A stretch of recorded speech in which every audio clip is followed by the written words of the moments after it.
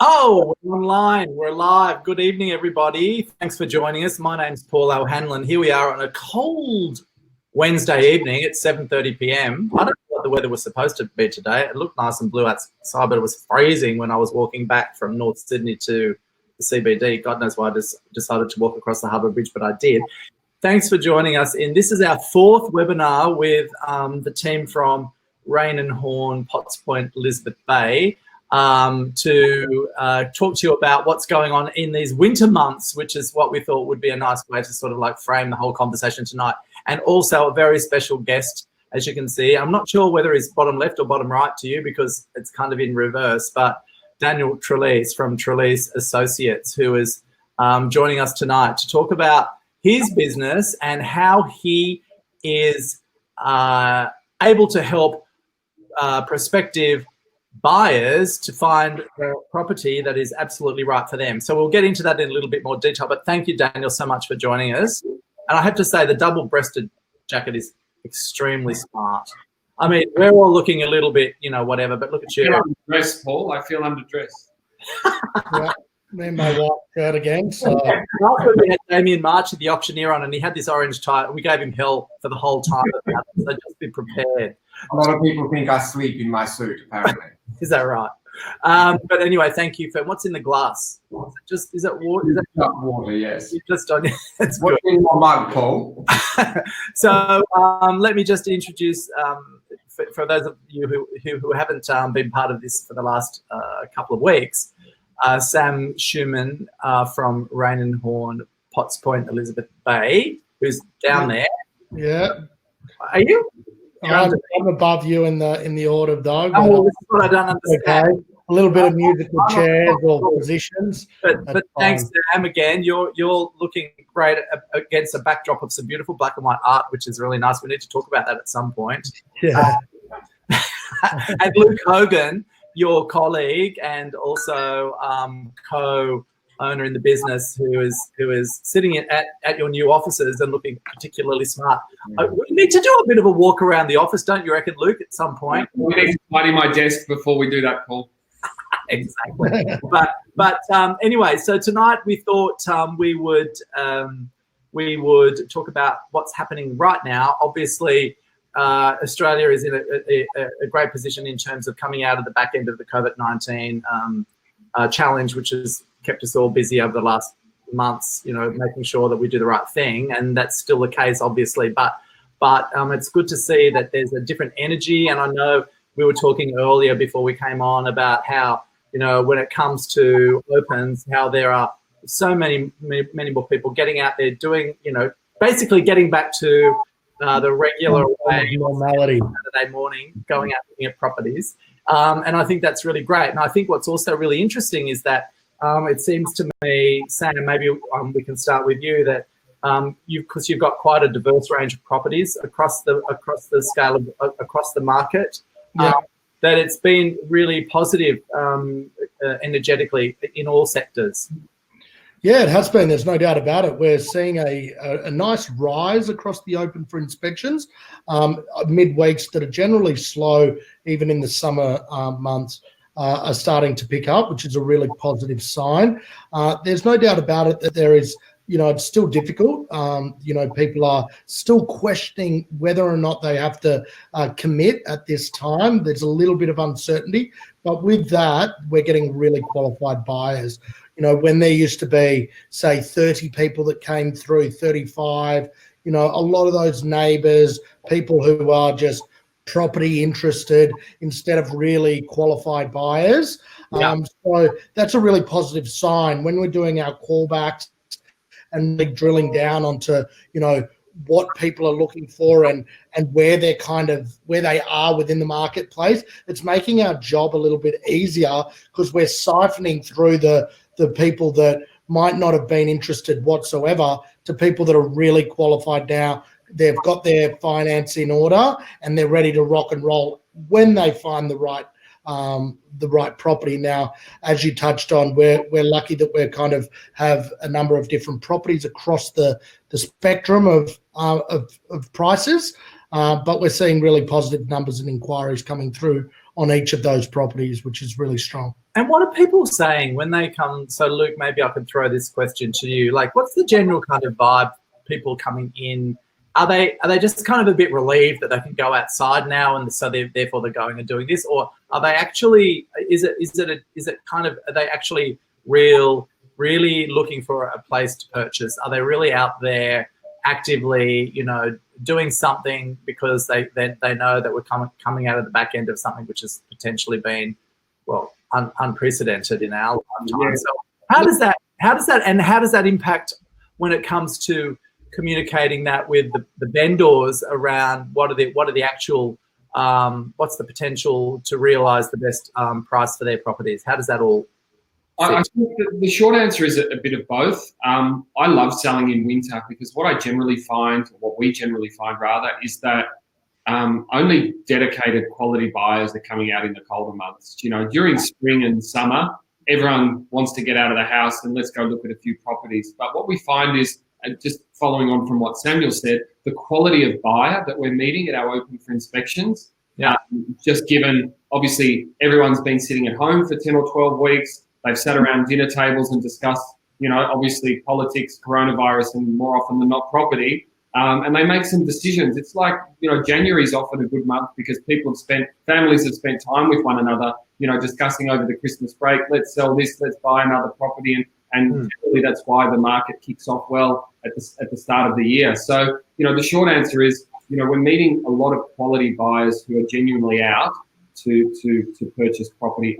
I think it's also worth noting too, Paul, is that in the winter months, it's interesting because if you've got a day like today, we did a photo shoot at a beautiful property that will be coming online in the coming weeks. But the sky was beautifully blue, and then the sun, the evening, it was pretty magical. We did a dusk photo shoot at it as well, and it was quite spectacular, the sky, and we find that those properties and this time of year, the sky's a lot bluer. Doesn't rain as much as it does when you're coming into those summer times where the heat normally brings the rain. And if you actually drill down a little bit further, if your property doesn't have air conditioning, or if it's got stairs or anything like this, if you've got a buyer that's coming out in 32-degree heat or 40-degree heat, and they've got to trudge up 3 flights of stairs and into an apartment that doesn't have air conditioning, guaranteed they're going to crack it at some point throughout the day. Yeah. And they'll go, oh, it's not worth it. It's not for us. It's not, because, they've been through 10 properties. They've heard the same thing over and over. And funnily enough, they come through these properties in winter and it might be exactly what they're looking for, and they're less put out by it, and it's cooler and all those sorts of things. So it's a nice time to kind of weigh up what the best way that you can present the property as well to the market. Real horses for courses mentality. Paul, no, Luke, it's not your turn. I need to. Daniel's been sitting there very patiently because he has. He's basically disagreed with everything we've all said. Come on, Luke. I want to hear what you had to say. No. Go on, Luke. No. I'll hold it. You go. Let's hear Daniel. The horse has bolted, Luke. Yeah. No. Okay. So let me say. So let's take a step back, because Daniel, we obviously need to introduce you, and as somebody that is the owner operator of it, and drives a great association of people in a space which is relatively new in Australia, and a lot of people wouldn't even know what you did. But it would be really great for you to kind of, before we drill down, give us an understanding of what your company is, what you do, how you do it, and why it's a really strong opportunity for people to engage you as they sort of jump onto this journey of finding their dream home.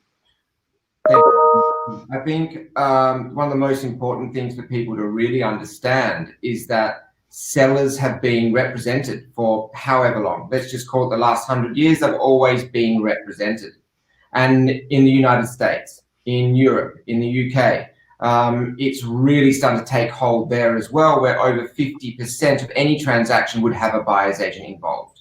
Right. In Australia, we are slowly getting there. We are a city on the world stage right now, and we are a following nation, and we understand that. But we're learning from the mistakes made from other countries as well in the buyer's advocacy space. But effectively, if a seller is represented by a sales agent, i.e. Luke or Sam, then the buyer, we believe, should also have equal representation by someone like a buyer's advocate, which is effectively independent representation. And that is, in a nutshell, how we operate. We represent the buyer in the transaction and solely the buyer, just like Sam would solely represent the seller to get the highest price. Right. And maybe can you sort of talk to the point of it's not necessarily about getting the best price. It's not always about money. Absolutely. Talk to us about that, because I think that could potentially be, something that misrepresents what you do. And I think it's important to talk about that. I think one of the biggest misrepresentations is that people out there who don't fully understand buyer's agents or haven't used them, they believe it's for the rich. That is unequivocally incorrect. It is also for people who are just entering the market and don't understand how to negotiate with a professional sales agent, that doesn't understand the market or is moving into a new market, a new city, even from the inner west to the east or vice versa. So it's really about us educating the buyer, educating our client to understand how we can add value. And we can't work with everybody. A buyer's agent isn't for everyone. But certainly when it comes to things like off-market opportunities, that is also not the be-all and the end-all, because naturally with a lot of off-markets, some vendors want very high prices. So we're very big advocates for on-market opportunities as well, which a lot of buyer's agents wouldn't agree with, I'm sure, and I respect that. But at the same time, on-market opportunities should represent just as good opportunity if the buyer's agent has relationships with the sales agents where you can have a more transparent process. This is not about getting a low price. This is not about getting 30% off. I don't believe that sort of thing exists. Occasionally, yes, of course, but it's more about having a transaction where everything is transparent, where we are trying to beat the competition by having a transparent process where the agent understands how I work or my team work, and we're qualified buyers. So to a sales agent, when a buyer's agent comes through their property, they know that we're not going to be spending our time or our client's time coming through that property unless they're paid a retainer, they're a qualified buyer, and this is exactly the type of home or apartment or investment they're looking for. Sure. So Sam, can I ask you then, if Daniel or one of his team walks into one of your properties, does that immediately trigger a different kind of Question? Yeah. How do you deal with that? Because it may be them coming to look before their client comes, or well, I in think, a different space. Sure. I think that it's worth noting that generally speaking, what we will do with any one of our campaigns is during the process of doing photos and copy and floor plan and stuff, we will let a number of different buyers agents know that we've got something coming up, and if they've got someone that may be interested, but also if they've spoken to someone that they've previously that may fit that particular property, they can re-engage them and say, listen, this is what's coming to market, I'm giving you, because ultimately, yes, they might be ready and qualified, but with particular buyers, they may need time. They don't want to feel rushed. So we give them the opportunity, but is the dialogue the same to a buyer's agent to a buyer? Probably not, as because we also need to educate buyers that haven't done it previously, and they are the representative that can pass on that flow effect. But our dialogue is relatively similar. We've got a seller that wants to sell, where this is where you need to be, and if your client is looking for this product, then what can we do to facilitate this transaction with you?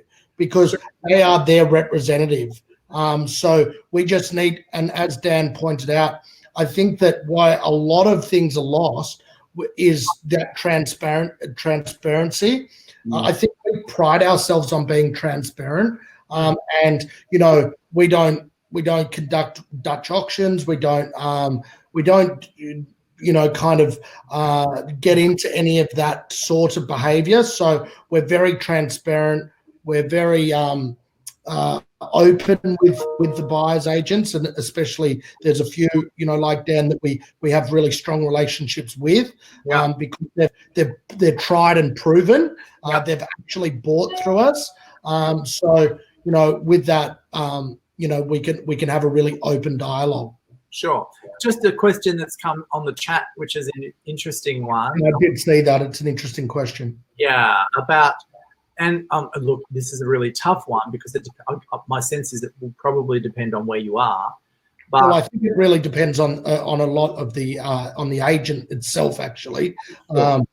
Just so everyone, I don't know if you've had a chance to see it, and I'm sorry for taking over, Paul, but I think it's a really strong question. It's what's your response to comments of that there's collusion between sales agents and buyers agents? Is that against the best interest of the buyer and seller? Yeah, and I think that's an interesting thing because, again, there is always a sense, and I mean, I know everybody sitting here, you guys, go over and above whatever it is that you need to do to ensure people understand there's transparency, that whatever is happening, with the best interests of both sides in mind. And, there is a process. So someone wants to buy, someone wants to sell, and your responsibility is to make those two parties meet at a point which is palatable to both, right? So how does that work? And I think, because I guess if people putting their trust in you, whether they're trusting you to sell their property or someone like Daniel to find them the right place and realize the best outcome, how do you kind of nurture that? Because I think it's it's also an ongoing thing. Maybe, I mean, who'd like to take that? And well, I think from on my Dan and his team and I have actually spoken about this on numerous occasions. So it's pretty simple for us.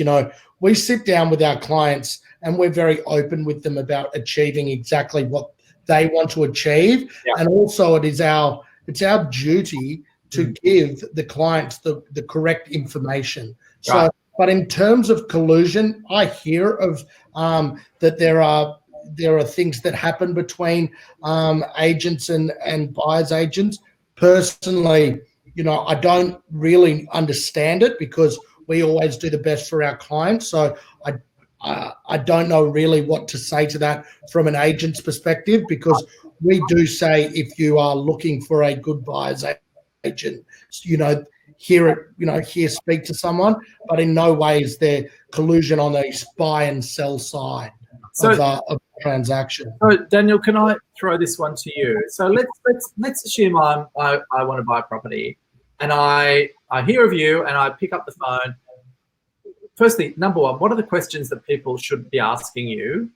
And number two, what's the, how do you decide that there's a way to work together? Because my sense is that not everybody is going to really need your services, number one, or number two, you would not necessarily feel like you could add value to what it is that they need. I think something that Sam's team and the Schumann team and Luke and everyone at Rainhorn, Potts Point, Elizabeth Bay, and other great agents as well do try and do is it's not about having one allegiance. Right. Not about this is our preferred or only buyer's agent. Yeah. It's about who are the trustworthy buyer's agents, and let the prospective buyer that Sam knows choose who best suits them. Go and meet with this buyer's agent, and this one, and see who adds the most value to you, who asks you the most important questions that are important to you. Some clients may not suit my service as much as someone else's, and vice versa. So it's really about understanding the client. And that's why we are very probing into our clients' personal lives even. I had someone recently sit in front of me and say, the reason I'm choosing you is because you inquired on every part of my life. You are the most inquisitive person. And that's because for us to Who you are. well, yes, within reason, of course. But look, if you think about it just logically and at a very surface level, if I understand my client and their family, I'm going to be able to find them the most appropriate home, to whether that is because they're expanding their family, because they're changing suburbs, because of schools, because of lifestyle changes, inheritance, or obviously the opposite, which has been happening recently, where people have had to offload some investments, for example. All sorts of things. But quickly back to collusion. Obviously, we understand things like this happen, but that's why one of the reasons I founded this company was to remove any kind of backhanders, any kind of referral fees, because we don't believe in it. It's short-sighted, it's not our core business, and it's not in the best interest of our client, nor is it transparent.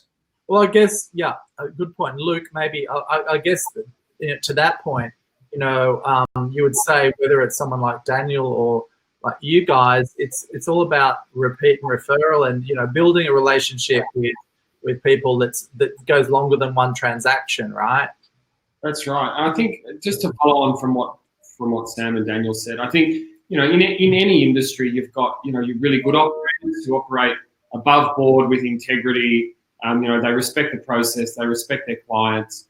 And generally, those kinds of businesses partner with businesses like Daniel's because, they have the same, ethics and they believe in the same, kind of thing. So that's what I'll say to that. There's some really, really good operators in any industry and there's some not so good ones. And it's about really identifying the ones that, you relate to best, who are really going to service you and operate above board. Right. So look, we've got 10 minutes to go, but Daniel, everybody that's watching this they're all going to be wanting to know, how do you charge for your services? But before before I kind of throw it to you, I just wanted to kind of sort of, again, it's like anything, you get what you pay for in a way, but that's the first thing. But number two, it's like, what level of service do you require? Some people are more educated in the space than others. As you said earlier, it might be their first purchase, first-time owners, or maybe not, or investors. There are different ways of cutting it. But I think it would be really interesting if you can to sort of help people understand what that looks like without giving actual numbers. Like, how do what happens if they want to engage you? Because again, I still think potentially there are people that are thinking, that's not for me. That's too, that's not in my bracket, whatever that bracket is. It's like a little bit more for an upper bracket. I mean, we have clients who are buying at 300, 400, 600, 800, $1 million outside of Sydney, whether it be Newcastle here, Sunshine Coast, etc.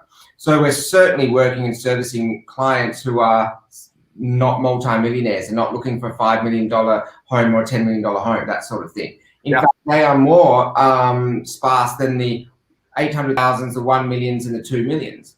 These sorts of people, especially investors, look to a buyer's agent for their high level of due diligence and property intelligence. Okay. All right. And when it comes to a fee, we don't have any kind of set fee. We don't have any kind of specific range. It is entirely tailored to each individual client and their personal needs. One may be very, very different to the next, yet one client and then the next client after them could have been looking for the same thing. But that's something else. We never bring on someone with a conflicting brief that we already have on board. Right, because you're actually competing against yourself in a way. So you might like someone's looking for a studio, a two-bedder, house, or a home, or whatever. So you need to make sure that whenever at any one time you're servicing everybody as if they're the only person in that space. Is that correct? So if Sam charges a percentage of the sale price, that's the normal way to do business. At the same time, we charge a percentage. Then we charge a very small amount up front that comes off of the success fee. It's a very small amount, but it engages us. It protects their brief, so we can't have an additional brief that is similar to theirs at the same time. It also shows us they are qualified, they are ready to buy it now. Because it can take 2 weeks. It can take 14 weeks too. Right. It really depends. So if let's say we're talking about something that's not an option, that's something that is like private treaty, and so you okay, this is what it is, this is the offer. So at that point, does the purchaser just step back and let you talk to Luke or Sam and do the deal on their behalf? Is that how it always work? How does that? Absolutely. Absolutely. So we need to be expert negotiators. We need to hire expert negotiators, and we need to make sure this is a high performance unit. This is a very different model for a buyer's agency than is typical in this country. And we're trying, and you know what, we are not reinventing the wheel. And like any new business, we make mistakes, we pivot, we improve. And I think that's what we're all trying to do, certainly in times like this as well. Very trying times, different times, and we're all pivoting. I want to know, for you, what made you choose to move into this kind of business? And I know you've evolved. Yeah. Say, what was it? Was it the fact that you were? I was never a sales agent. I was never in property. I was taken to the United Kingdom to be a major domo for a billionaire who was basically a producer. So you might know Robert Stigwood, someone who created Grease, Saturday Night Fever, all those sorts of things. I know Robert. So I actually moved to England to run his estates and that sort of thing. When he moved to France, he asked me, Daniel, find me a place near Biot, south of France. No worries, done. I did. It was a very exciting process. I couldn't speak French. That was certainly a problem. But when he moved back, which was only a year later, that's when I really started to enjoy the process of, my goodness, I'm looking at beautiful homes, I'm meeting new people every day, and I'm negotiating with other professionals. So essentially, I decided, where is the hottest property market in the world right now? That was arguably Sydney. So I left after a decade of being in London and New York to move back to Australia, to move into property after I was exposed to it in such a way in the United Kingdom and New York. There's many other stories we could go into, but Sam, can I just ask you then? So, what would happen? Like, would you, both you guys, like Luke and Sam, would if something comes online or offline, would you automatically, as part of the process of, maximizing the opportunity for the vendor, pick up the phone to someone like Daniel or someone in his team to sort of make them known of this? Because absolutely. Also know how many, and it was a question we also got, how many properties at the moment? I know it's hard to say. I think it's twofold, Paul. I think there's this. It's if we list something, certainly do. We go out to pretty much all the buyers agents and say, listen, here you go. We've got something that's pre-market. Yep.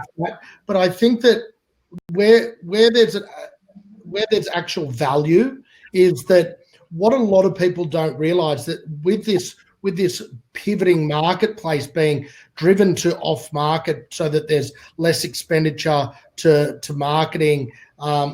We've already touched on it in the first webinar. Do we believe that that's the best method of sale? No. Sure. That being said, it's what people are starting to get into. Yeah. And it's really, what my dialogue is that it's quite simple. There's, you might not be seeing a lot on market at the moment, but that doesn't mean that things aren't transacting. Right. And so if you haven't, then maybe if you would like, it's always up to them as a buyer. Yes. Speak to these people, Dan, whoever else it may be, because just because you're not seeing the property that you may like doesn't mean that it's not out there and being passed on to a representative or a buyer's agent. So it's just about having the clear dialogue with people that are out there looking, that might not necessarily know that there are people like Dan, like Jeremy and his team, like Annabelle and his team out working from the Upper North Shore all the way through to the eastern suburbs where, hey, we're seeing this many off market at this time. What about if we threw you a couple that kind of fit your description? So there's, that's kind of the other side to what these guys can offer, because, if I know what someone's looking for, I'm going to do my utmost to try and find it. It's part of the full service that Luke and I offer. Right. Luke and I are constantly on the lookout for properties. We door knock. We do letters for if there's a particular street. We will do everything for a buyer that we can possibly do. But that doesn't mean that what they're looking for isn't out there and isn't being represented by another agent off the market. So that's why they should potentially sit down with someone with the Trelease Associates and sit down with whoever they feel comfortable with. And that's probably why Dan's built the team that he has, because there are different people in his team, that service different areas. There's different genders. There's all the people in there. 4 legs, some have got 2 legs. Pardon? What? Some of them have got 4 legs. Exactly. Yeah. There's Bailey, apparently the best buyer's agent in there, Bailey. While you're speaking, Daniel, can you go out and introduce everybody to that your latest recruit, the one that's got 4 legs? Can you grab them? Oh my goodness. Hang on, Luke. Sorry to interrupt. That's all right. I was going to say that more often than not, the buyer's agents will see the property pre-campaign. As Sammy said, we'll often invite all the buyer's agents before we go live on a campaign. So the advantage to engaging a buyer's agent is, you get first bite of the cherry in terms of quality property. And sometimes, not all the time, sometimes a buyer's agent will come through pre-campaign and the property will sell and won't even go to market. So it's another advantage of having someone like Dan in your corner, Yeah. And I think that's the thing. So is that one of your current clients, or is that one of your staff? This is the productivity manager.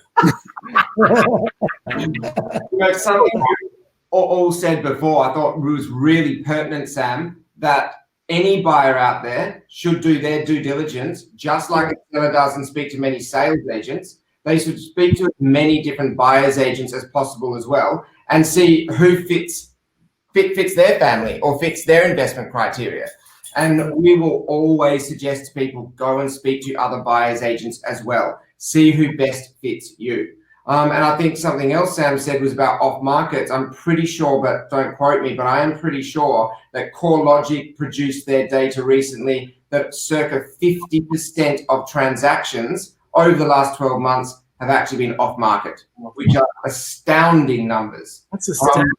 We hope that obviously starts to move back towards a much lower number as well for the sell side over the next sort of 12, 18 Yeah. Well, I think the numbers start to reflect that, you're seeing that there's like a downward trend of properties being put to market. We were, last year we were 30% down on the year before, even pre-COVID, and during COVID we were down 37% on last year. So although, and what's interesting is that those properties that are going to market are getting such good results because there is a big buy pool out there, because they don't know that they can be represented, by a buyer's agent, or they're just not educated. But it's great for us as agents to know that listen, all we can do is provide you with the product, and if you like it, we'll do our utmost for you to secure it. But on the other hand, if you want to see more, then you should speak to a buyer's agent. I think it's really interesting, and I think again, it's interesting to see the way that this sector has evolved. And how now there are people to hold your hand, whether you're on the seller's side or the buyer's side. I don't mean hold your hand, but you know what? Like, I think well, it's how you navigate through. Yeah, which is it's a staggering enough decision as it is. Yeah. All of that. If you can have assistance on both sides, which gives you professionalism, advice, which is necessary, not biased, and helps you make that call, it's a very good thing. And I think as you said, Daniel, it was interesting that Australia sits on the world stage, but we're a nation that follows.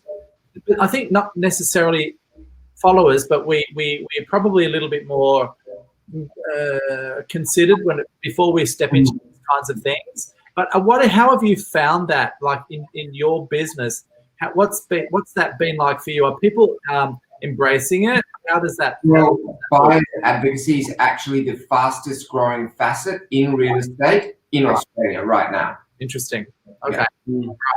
Right. So I think that says it all. So I think at this point we'll leave it. Maybe just a quick wrap up before we go from Sam and Luke. Is there anything that you wanted to kind of highlight? I know you were really flat out tonight. We almost we were late starting because of what you're doing out there with properties that you've got. How's everything feeling on the ground? I opened St. Neots, a beautiful property, 3-bedroom that we've got listed at one of St. Neots tonight. And the open went from 6 p.m. till 6:30 p.m. and I didn't walk out of there until about 2 minutes to 7. So we had an influx of quality buyers. Interestingly, not necessarily all from the eastern suburbs. In fact, there were a couple from the lower North Shore who were coming back for a second. There's been quite a number. Yeah, and we had a really strong open for inspection at 6 p.m. On a Wednesday night. I was there for almost an hour. So yeah, you're right. I nearly missed the webinar. I mean, it wouldn't have mattered if you did. Sure. Yeah. Yeah, we're seeing. I touched on it at the start, Paul. We're seeing really good numbers of qualified buyers come through. There's still a little bit of people just waiting to commit. But that being said, people are always going to have to sell, and some people are always going to have to buy. So, really quality property is always going to stand you in good stead, regardless. If you look at it now, if you're looking for it to come off an extra 5%, those really quality properties won't as much.